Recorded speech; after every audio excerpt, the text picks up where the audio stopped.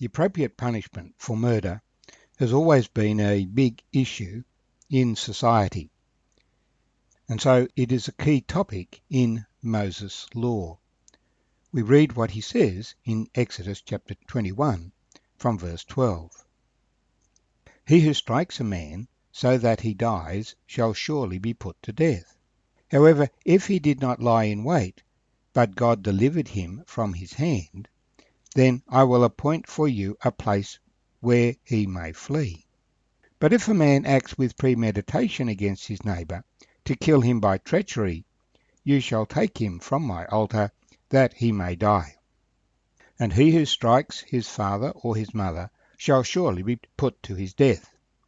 He who kidnaps a man and sells him, or if he is found in his hand, shall surely be put to death. And he who curses his father or his mother shall surely be put to death. If men contend with each other, and one strikes the other with a stone, or with his fist, and he does not die but is confined to his bed, if he rises again and walks about outside with his staff, then he who struck him shall be acquitted.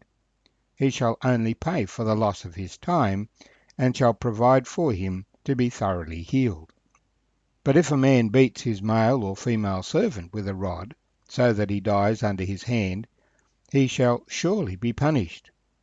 Notwithstanding, if he remains alive a day or two, he shall not be punished, for he is his property. If men fight and hurt a woman with child, so that she gives birth prematurely, yet no harm follows, he shall surely be punished according as the woman's husband imposes on him, and he shall pay as the judges determine. But if any harm follows, then you shall give life for life, eye for eye, tooth for tooth, hand for hand, foot for foot, burn for burn, wound for wound, stripe for stripe. If a man strikes the eye of his male or female servant, and destroys it, he shall let him go free for the sake of his eye. And if he knocks out the tooth of his male or female servant, he shall let him go free for the sake of his tooth. My name's Arthur, and I thank you for joining me as we share these verses from Exodus chapter 21, 12 to 27. Now, the first major sin in the world was when Cain killed Abel. And we find that God did not impose the death penalty on Cain. For we read in Genesis 4, the Lord said, "What have you done? The voice of your brother's blood cries out to me from the ground. So now you are cursed from the earth, which has opened its mouth to receive your brother's blood from your hand. When you till the ground, it shall no longer yield its strength to you.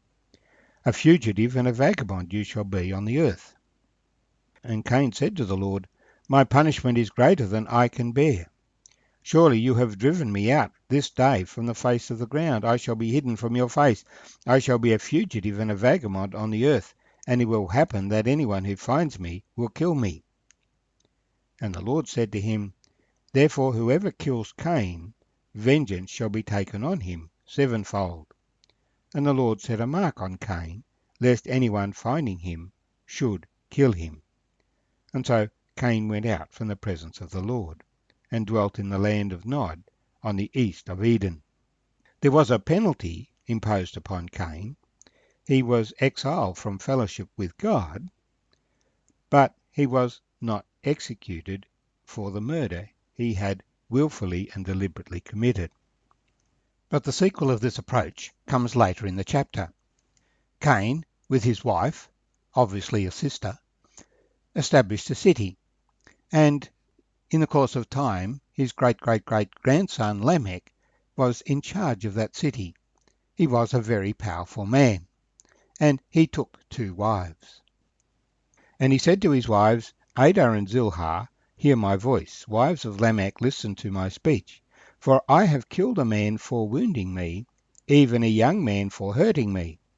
If Cain shall be avenged sevenfold, then Lamech 77-fold."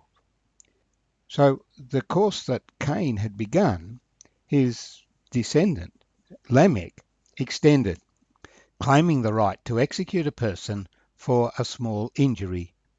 And so we tend to find that people in power will overcompensate and use that power against any person who opposes them. The consequence was the earth was filled with violence, a society where people spent all their time scheming how they might hurt one another and do evil. And that is why God sent the flood to destroy life on the earth. After the flood, God instructed Noah that if a person was murdered by another person, then that person should be executed, because people are made in the image of God, and to kill a person is seen as an attack on God. But with the excesses that people in power take, when it came to giving the law, Moses is very particular with this famous phrase, eye for eye, tooth for tooth, hand for hand, foot for foot, in limiting the punishment of a person. So we might think that he is being cruel, but in fact he is being balanced and fair. Execution for murder, yes, but not execution for any little wound or injury. So he reinforces the death penalty. The problem with the death penalty, though, is that it should not be left up to the relatives of the deceased to impose it.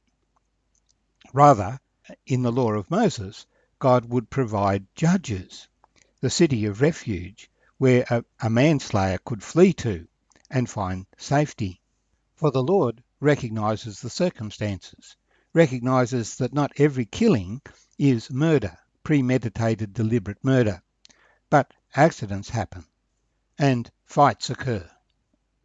And so the manslayer could flee to the city, appeal to the judges. The judges would investigate the matter and make a judgment. If he was guilty of murder, then he would be executed. But if there were mitigating circumstances, then he could be protected in that city, and the avenger of blood, the person with a claim against him, would be prevented from killing him. The problem in our society is that people will often take circumstantial evidence into account and too often get it wrong. Now, this death penalty applied between men. It was extended to respect for parents was to be instilled in the society, and so death penalty was imposed for those who strike their parents. It was imposed for kidnapping, and so John Newton, who wrote Amazing Grace, was complicit in that the slaves that were taken from Africa to America had been kidnapped by other Africans and then sold to the slave traders. The slave traders thinking they could absolve their conscience because they fairly bought, but they were buying those who'd been kidnapped. And that is clearly condemned here. If a fight occurs and a person is injured, but it does not lead to death, then the person who causes the injury shall pay for the loss of time of the one who was injured. A person who beats his servant until he's killed is to be punished. But if it is simply discipline, his purpose is not to kill him, but to discipline him, and the servant survives a couple of days, then he has that right. He is not executed for that. But if the servant is permanently injured, then he may go free and the owner may be punished. The point that is made is that the punishment must meet the crime. The judges must be involved in the serious judgments. It's not just for a man to make his own judgment. And there's no more of this privilege of one person being able to provide excessive punishment to a person of lower rank.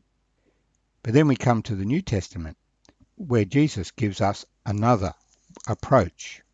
In Matthew 5:38, he says, "You've heard that it was said, an eye for an eye and a tooth for a tooth. But I tell you not to resist an evil person. But whoever slaps you on your right cheek, turn the other to him also.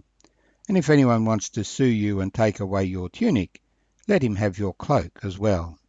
And whoever compels you to go 1 mile, go with him 2.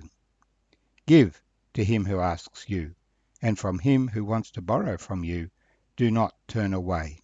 Give to him who asks you, and from him who wants to borrow from you, do not turn away.